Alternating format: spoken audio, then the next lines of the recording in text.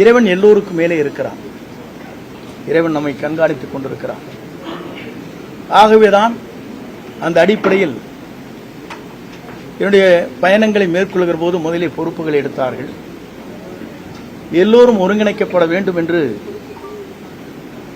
நான் தேவர் ஜெயந்திக்கு சென்று எல்லோருடன் பேச வேண்டும் என்ற நோக்கத்தோடு தான் அந்த நிகழ்ச்சிக்கு நான் சென்றேன்.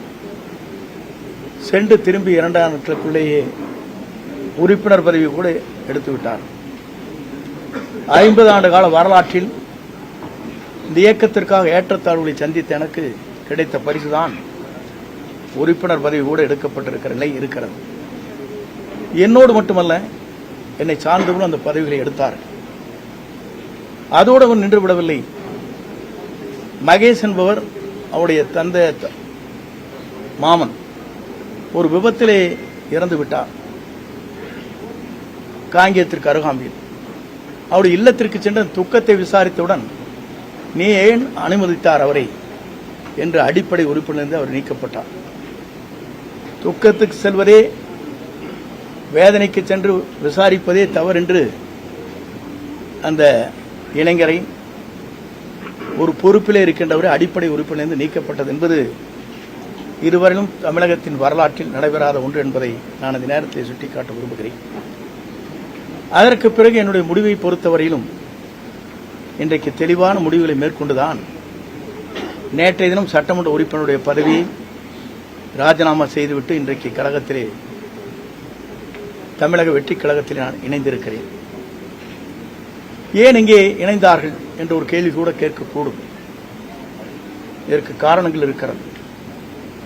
இன்று திமுக வேறல்ல, அண்ணா திமுக வேறு என்பதல்ல, உங்களுக்கு தெரியாத ஒன்றல்ல. இரண்டும் ஒன்றாக இணைந்துதான் பயணங்களை மேற்கொண்டு வருகிறார் என்பதை நாடறிந்து கொண்ட ஒன்றாக இருக்கிறது. இதை ஊடக நண்பர்களுக்கு நன்றாக தெரியும். ஏனென்று சொன்னால், நாட்டில் நடைபெறுகிற நிகழ்ச்சி தேர்தல் களத்தில் இருக்கின்ற போது ஆளுநரிடத்திலே கொடுக்கப்பட்ட மனு, அதற்கு பிறகு நாங்கள் என்ன நடவடிக்கை மேற்கொள்கிறோம் என்று சொன்னதோடு சரி, அதற்கு பிறகு அவருடைய பயணங்கள் எப்படி இருக்கிறது, எப்படி நடைபெறுகிறது என்பதை பத்திரிகை நண்பர்களுக்கோ மக்களுக்கோ நான் சொல்ல தேவையில்லை. ஆனால் என்னுடைய பயணத்தை பொறுத்தவரையிலும் ஒரு தூய்மையான ஆட்சி தமிழகத்திலே மலர்வதற்கு வெற்றி கழகம், இன்றைக்கு தமிழக வெற்றி கழகம் இளவல் நம்முடைய வெற்றி பயணத்தை மேற்கொண்டிருக்கிற விஜய் அவர்கள் ஒரு மாபெரும் இயக்கத்தை உருவாக்கி மக்கள் மனதிலே இடம்பெற்றிருக்கிறார். இங்கே வந்த பத்திரிகை நண்பர்களே அவருடைய குழந்தைகளை கேட்டால் சொல்லும். பள்ளிக்கு செல்கிற குழந்தையாக இருந்தாலும், கல்லூரிக்கு செல்கிற குழந்தையாக இருந்தாலும் கூட, அப்பா அம்மா இந்த முறை அவருக்கு ஓட்டளிகள் என்று கேட்கின்ற நிலை தமிழ்நாட்டிலே பல்வேறு இடங்களிலே பல்வேறு செய்திகள் வந்து கொண்டிருக்கிற நிலை என்னிடத்திலே சொல்லியிருக்கிறார். என்ன காரணம்? ஒரு மாற்றம் தமிழகத்திலே வேண்டும். தமிழகத்திலே ஒரு புதிய மாற்றத்தை உருவாக்கப்பட வேண்டும். தமிழகத்திலே இவர் மட்டும்தான் ஆள வேண்டுமா?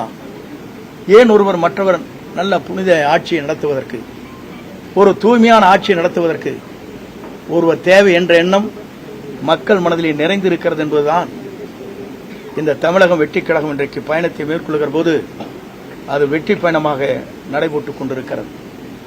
குறிப்பாக இதை நான் சொல்வதற்கு காரணம், எல்லா நாடுகளிலும் எல்லா மாநிலங்களிலும் பல்வேறு மாற்றங்கள் உருவாகி கொண்டிருக்கிறது. டெல்லியை எடுத்துக்கொண்டாலும் கூட 2 கட்சிகள் தான் பெரிய கட்சி என்கிற போது அன்றைக்கு மாற்றங்கள் உருவாக்கப்பட்டது.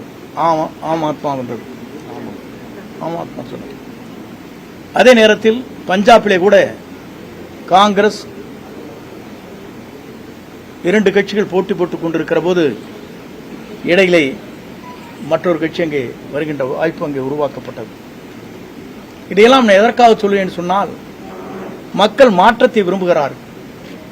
ஒரு தூய்மையான ஆட்சி தமிழகத்திலே கொண்டு வர வேண்டும், ஒரு மாற்றங்கள் தேவை என்ற நோக்கத்தோடு தான் இந்த பயணங்களை அவர்கள் மேற்கொண்டிருக்கிறார்கள். இந்த பயணம் என்பது உங்கள் தொலைக்காட்சி நண்பர்கள் மட்டுமல்ல, மக்கள் இன்றைக்கு முழு மனதோடு வரவேற்றிருக்கிறார்கள்.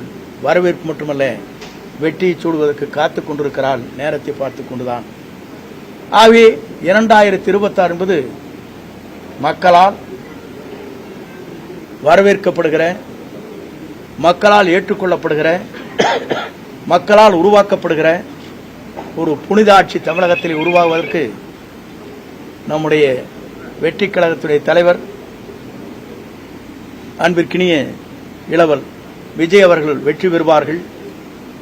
2026 மக்களால் மாபெரும் புரட்சி உருவாகி வெற்றி என்ற இலக்கை அவர் எட்டுவார் என்பதை மட்டும் நான் இந்த நேரத்திலே உங்களுக்கு பணிவன்போடு தெரிவித்து, வருகின்றிருக்கிற தொலைக்காட்சி நண்பர்கள், ஊடக நண்பர்களுக்கு என் வாழ்த்துக்களையும் நன்றியும் பாராட்டுதலையும் தெரிவித்துக் கொள்கிறேன். நன்றி, வணக்கம்.